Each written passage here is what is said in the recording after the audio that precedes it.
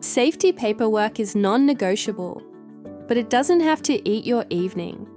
Open your project, then site management, then SWMS, your safe work method statements. Click New SWMS and pick your path, 8 pre-built Australian templates, a blank sheet, or let the AI draft the method steps, hazards and controls for you. We'll take the concreting template and create it. Now open it up. This is the part worth seeing. The scope of work, the high-risk categories, and then the heart of the document. Every activity, step by step, with its hazards, the risk rating before controls, the controls themselves, the rating after, and who's responsible. Look at the concrete pour.